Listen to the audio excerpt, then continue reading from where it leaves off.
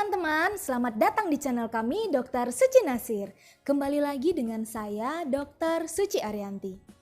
Teman-teman, pernah nggak sih kalian mengalami yang namanya susah tidur? Jadi nggak tenang gitu, bangunnya badan jadi yang berharap fresh malah jadi aduh kok pegel-pegel ya, kepala masih melayang-layang, jadi nggak bisa beraktivitas dengan baik. Pernah nggak kalian dengar kalau insomnia itu merupakan sakit jiwa? Berarti kalau orang susah tidur itu orang gila dong. Kasar banget ya.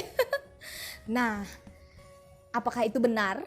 Apa sih sebenarnya insomnia ini atau yang disebut juga dengan kesulitan untuk tidur ini, dan bagaimana cara kita menanganinya? Penasaran? Yuk ikuti. Sebelumnya teman-teman, jangan lupa tekan tombol subscribe-nya ya, dan hidupkan loncengnya agar tidak ketinggalan dengan video-video kami yang lainnya. Dan tolong dukung channel kami ya dengan like, share, komen, dan subscribe.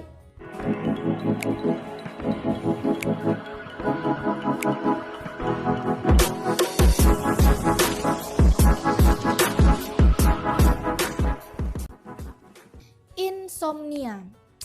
Jadi insomnia atau sulit tidur ini adalah suatu kondisi di mana seseorang itu mengalami kesulitan untuk tidur.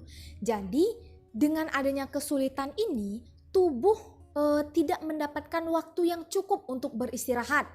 Besok harinya itu bisa tidak fit, akan mengganggu dalam proses kita beraktivitas.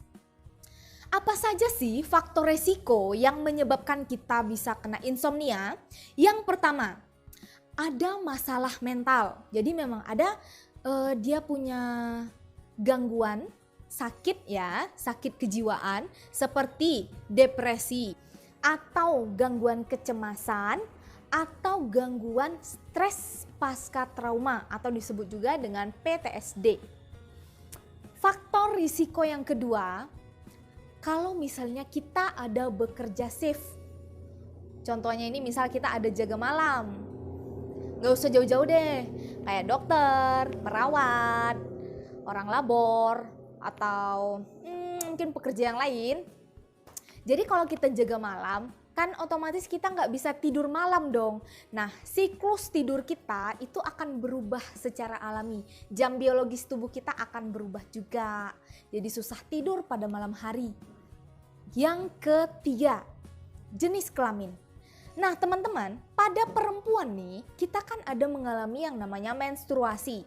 Nah, pada saat menstruasi, ada juga beberapa perempuan yang mengalami hot flasher atau dia mengalami berkeringat pada malam hari, sehingga kan gak nyaman nih, gelisah, jadi sulit tidur. Yang keempat, usia. Jadi teman-teman, dengan meningkatnya usia, ini akan lebih meningkat kejadian insomnia. Bisa semakin berat insomnianya. Faktor risiko yang lain yang kelima adalah perjalanan jauh. Jadi kalau kita ada berjalan jauh, kita akan mengalami seperti namanya jet lag. Nah, karena kita melintasi beberapa waktu, jadinya tubuh kita akan merasa aneh lah, kan berubah kan karena jet lag tadi. Jadi seharusnya kita tidur malah gak bisa tidur. Gejala, sebenarnya kalau dari insomnia ini ada dibagi lagi, ada early, mid, sama late. Jadi kalau yang early itu dia mau tidur tapi susah untuk memulainya.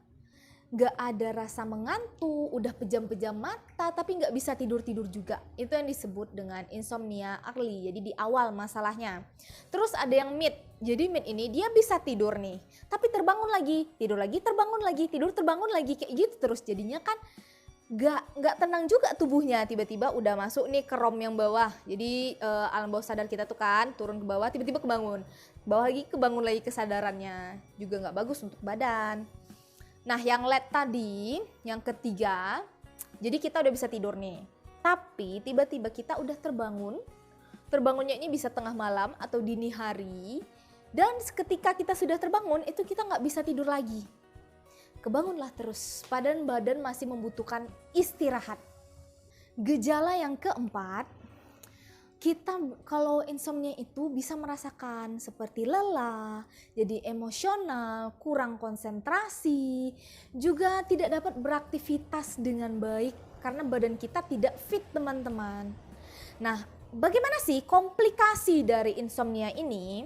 Yang pertama, insomnia itu bisa menimbulkan gangguan kesehatan mental.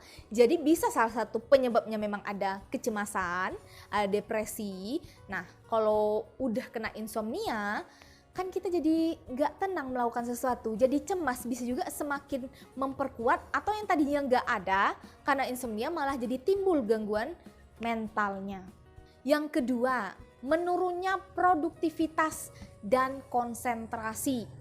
Nah, komplikasi yang ketiga, teman-teman, dapat memperburuk dari penyakit kronis kita, seperti penyakit tekanan darah tinggi atau penyakit jantung. Ini kan perlu relaksasi, perlu istirahat, tapi kita nggak bisa tidur, malah insomnia. Bam, makin tinggi tensinya. Jadi bagaimana sih penanganan dari insomnia itu? Mungkin kita mulai dari hal-hal yang simple yang bisa teman-teman kerjakan di rumah. Salah satunya itu ada membuat suasana kamar itu menjadi nyaman. Mungkin bisa dibuat kasurnya yang empuk, bantalnya yang empuk, terus cat dindingnya jangan yang merah terang gitu kan, itu kan ke mata. Mungkin bisa diganti catnya yang warna lembut seperti misalnya biru langit atau hijau lumut, atau misalnya ungu lembut, atau misalnya warna krim, itu kan jadinya soft ya teman-teman. Bisa temperaturnya dibuat sejuk, mungkin bisa dikasih kipas atau pakai AC. Terus sebelum tidur bisa mandi dulu untuk menghilangkan gerahnya kan. Jadi lebih fresh ketika mau tidur. Atau juga minum susu hangat juga bisa membantu kecemasan atau stres-stres dia untuk merilekskan. Bisa sambil mendengarkan lagu-lagu yang lembut, yang soft, atau untuk yang muslim bisa mendengarkan murotal. Juga bisa juga ketika mau tidur itu lampunya dimatikan atau menggunakan lampu tidur, jadi kan lebih redup biar tidak terlalu silau ke mata, jadi bisa lebih istirahat. Dan memang yang paling penting dari pikiran kita sendiri. Kalau misal kita ada suatu masalah, ada yang dipikirkan, itu dilupakan dulu untuk waktu istirahat, jernihkan aja, bawa relax aja biar bisa tidur. Besok pagi baru kita pikirkan kalau ada konflik. Kalau ternyata dengan cara alami seperti itu tidak juga bisa tidur, maka dianjurkan untuk konsultasi ke dokter. Dokter yang mana? Dokter spesialis jiwa. Berarti gila dong. Sebenarnya teman-teman, kalau dokter spesialis jiwa, kejiwaan atau psikiater, dia memang mengatasi bagian jiwanya. Tapi sebutan gila itu merupakan kata-kata yang kasar. Oke, kita lupakan, jangan sebut-sebut orang gila. Sama kejiwaan ini sama misalnya kita batuk nih ya, batuk, sesak nafas, kan paru-paru kita yang bermasalah. Nah, paru-paru diobati sama dokter spesialis paru, mengobati parunya. Nah, di bagian ketika kita ada pikiran, stres, kecemasan, jadi nggak bisa tidur, itu kan karena jiwa kita tidak tenang. Nah, jadi dengan kejiwaan, karena jiwa kita, kejiwaan itu, psikis itu yang tidak tenang, makanya konsultasikan ke dokter spesialis jiwa. Nanti di sana tentunya akan anamnesis pendekatannya lebih yahut lagi, lebih pandai lah untuk mengajak dokter spesialis jiwa.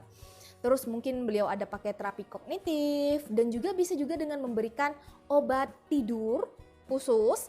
Nah, banyak nih teman-teman, saya sering dapat kasus ada pasien itu datang untuk minta obat tidur, resep obat tidur. Jadi obat tidur itu kan memang nggak sembarang ya, harus ada resep dokter. Jadi dia kalau nggak bisa minum itu nggak bisa tidur. Memang benar, malah teman-temannya kalau kalian selalu minum obat tidur, itu tubuh kita lama-lama akan semakin kebal.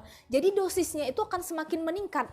Malah semakin gak bisa kalian tidur kalau nggak minum obat itu. Yang tadinya cuma setengah tablet, besok bisa 1 tablet, besoknya bisa 2 tablet sekali minum. Itu ketergantungan banget dan bisa menimbulkan efek samping obat dalam penggunaan jangka panjang. Kalau saya sangat menganjurkan kalian konsultasi ke dokter jiwa. Kenapa? Karena memang ada obat tidur tapi itu khusus. Dan obat itu tidak bisa sembarangan dibeli di apotek-apotek biasa, khusus dia cuma ada di rumah sakit jiwa. Jadi dengan obat itu malah bisa di tapering off namanya. Jadi dosisnya lama-kelamaan bisa dikurangi sampai hilang. Jadi kalian nanti insya Allah mudah-mudahan amin bisa sembuh dari penyakit insomnia.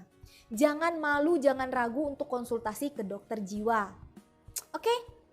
Oke teman-teman, itu tadi sedikit informasi dari kami. Kalau misalnya ada yang ingin ditanyakan, bingung, kritik atau saran, atau mau request nih, mau bahas tentang apa, silakan tulis di bawah ya.